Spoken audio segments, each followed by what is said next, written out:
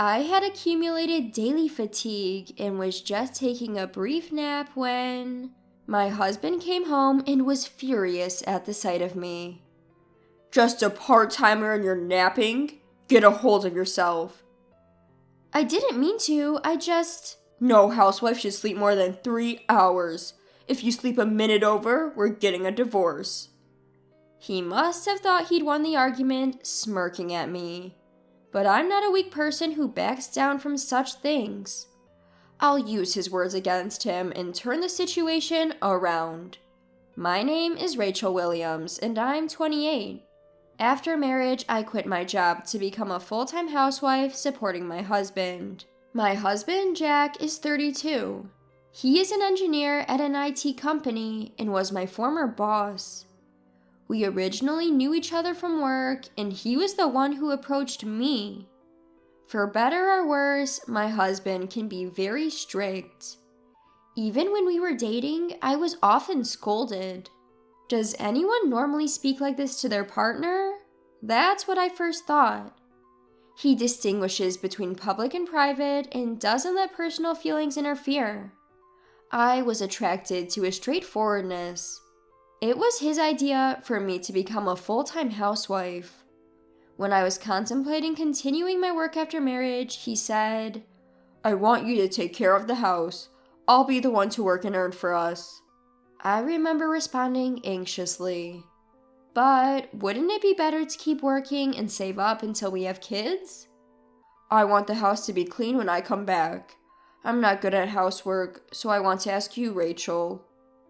I see. If that's what you want, Jack, I guess I'll give being a housewife a shot. "Yeah, please do. I can take care of the income on my own." And so I became a full-time housewife just as my husband wanted. I was never particularly good at housework, but I didn't dislike it. After a year of marriage, I've come to realize something. Being a full-time housewife is surprisingly unbusy. Typically, the picture of a housewife is someone who's so consumed by chores that they barely have any time for themselves. But in reality, I'm done with all my housework by noon. Living in a single-story house might be a factor, as it's not as large as a 2-story home, thus less cleaning.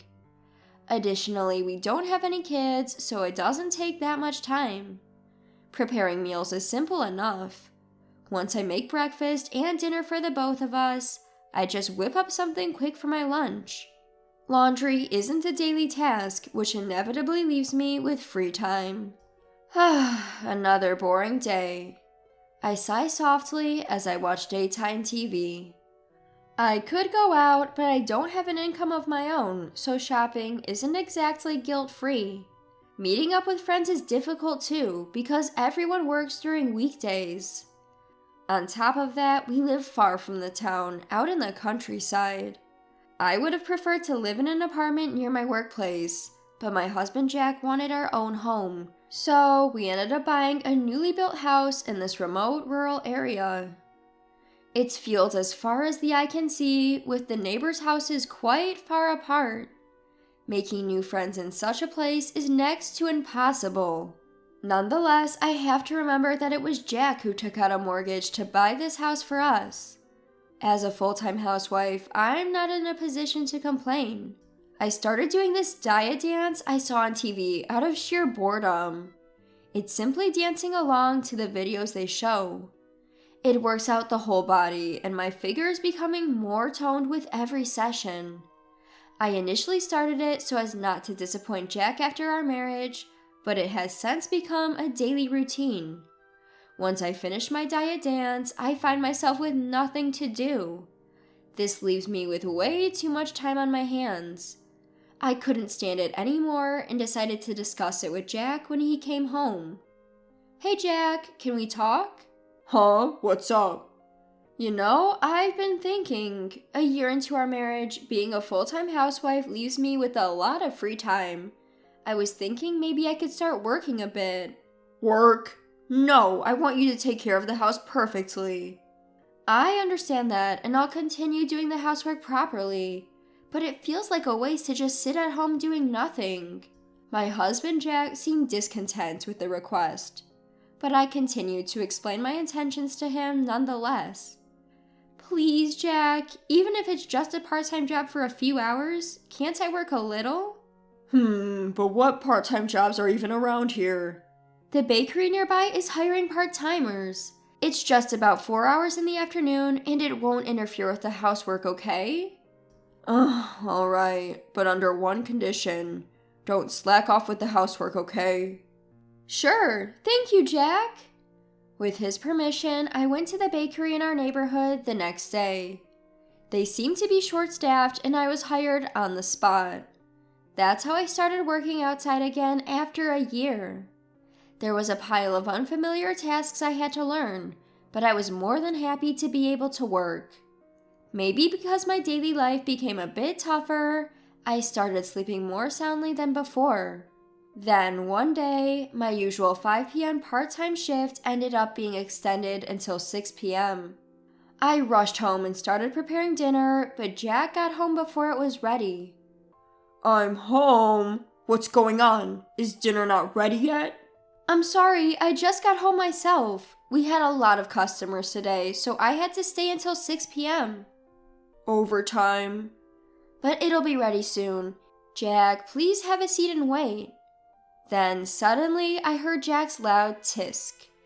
I stopped my hands in surprise and saw him glaring at me with a fierce expression. Jack? This is exactly why I told you to stay a housewife. I knew from the start that the housework would be neglected. Wait a minute, today was just a one-time thing. Don't talk back. Didn't we promise that you won't slack off on the housework? Despite that, what's with this situation? Are you mocking me? I'm not trying to mock you. I was taken aback by Jack's expression, which I had never seen before, and my voice trembled in fear. I was so scared that my legs gave out and I dropped the spatula. Regardless of my state, he continued to yell at me. If something like this happens again, I'm going to make you quit your part-time job, got it? If you're fine with that, then go ahead. I mean it. Leaving these words behind, Jack hurriedly left, saying, I'm going out to eat. Released from my anxiety, my tears began to flow uncontrollably. Why did he get so angry just because I was a bit late? It was just because work ran late today. I mulled over my actions, but I could not comprehend his anger. From that day on, Jack's patriarchal behavior escalated. He treated me as if I was a maid. Hey, when will you finally get it together and make a decent packed lunch? This is disgusting. I'm sorry, but I made the fried chicken you liked today. How many times have I told you not to talk back? Because of your terrible lunches, I've been forced to buy convenience store meals for lunch. I'll deduct that from next month's household expenses, got it? But you've been steadily reducing the budget compared to before. It's already a stretch as it is. Shut up. All of this is because you're incapable. Or what? Are you saying we should divorce now, huh? Jack pulled out a filled-out divorce form from his bag and thrust it in front of me. I had no choice but to apologize. I knelt there, begging for forgiveness until he was satisfied. I'm sorry. Living through this hell, the word divorce gradually started to flicker in my mind. But I was just a part-timer with no life skills. I could hardly muster the courage to take the step towards divorce. I gradually got used to waking up at 5 a.m. and quietly cleaned the house and prepared breakfast. I finished all the housework and dinner preparation in the morning, then headed to my part-time job in the afternoon. Those were my days. Of course, if you keep up with this routine, fatigue builds up. In my case, the emotional exhaustion was more severe than the physical. One day, the store manager at my part-time job seemed to notice my condition. Rachel, you seem tired lately. Are you okay? Manager, I'm sorry. I'm fine. You look awfully pale. It's slow today. Why don't you clock out early? But... No buts. Consider it a thank you for your hard work. Take one of those freshly baked breads we just made. Sorry, thank you very much. Grateful for the manager's generosity, I decided to leave work early. As soon as I got home, I surrendered to my fatigue and collapsed onto the couch. The next thing I knew, I had fallen asleep. A few hours later... Hey, wake up already. Huh? Wake up, you lazy bum. What are you doing sleeping? Jolted awake, I found my husband Jack shouting furiously with a demonic expression on his face. When I managed to sit up and look at the clock, it was already past 6:30 in the evening. I felt the blood drain from my body, and the warning signs flashed in my mind. Do you ever get tired of making me angry? I'm sorry. Do you think you can take a nap because you're just a part-time worker? Getting a little too comfortable, aren't we? It's not like I was trying to.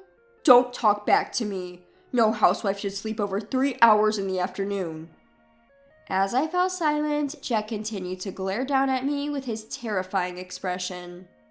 Why are you silent? It's your own laziness that's the problem, isn't it? It's a luxury for a housewife to sleep more than 3 hours. If you ever exceed a minute of those 3 hours, I'll divorce you in a heartbeat. Got it? Huh? It's not a huh. You're living a comfortable life because of me. So just shut up and listen. You're so useless. That's when it happened, when the frustration that had been building up inside me exploded. Why hadn't I realized this before? This life, I was only torturing myself. I am done being a slave. I'm going to end this life as quickly as possible. After the perfect revenge, of course. I whispered softly in front of him. I understand, but remember, no complaints no matter what happens, okay? Huh? What do you mean no matter what happens? At most, you'll probably collapse from lack of sleep. We'll see. Anyway, I'll stick to the 3-hour sleep rule, so don't worry. It'll be interesting to see how long you can keep this up. You'll probably end up divorced soon. My husband laughed smugly. But for me, divorce was already a done deal. Now the only thing left was to take my revenge on him. That was the only thing on my mind. When I woke up, it was 2 in the morning. Since I fell asleep at 11 p.m., it was exactly 3 hours of sleep.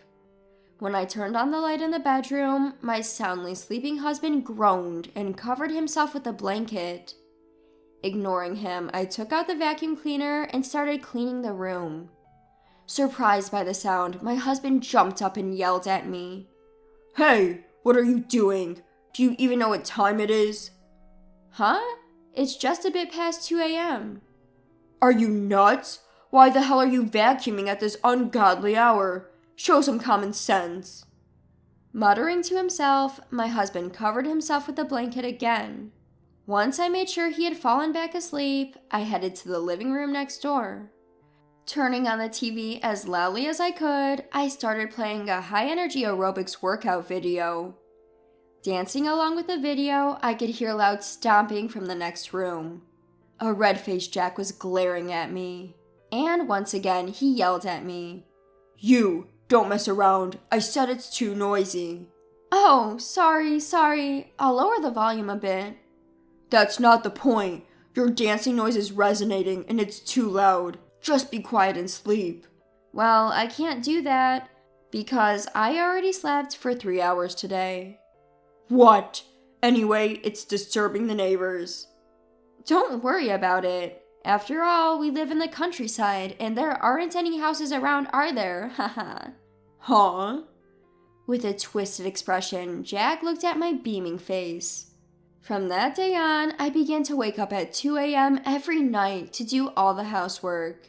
From 2 a.m., I ran the vacuum cleaner, the washing machine, and everything else.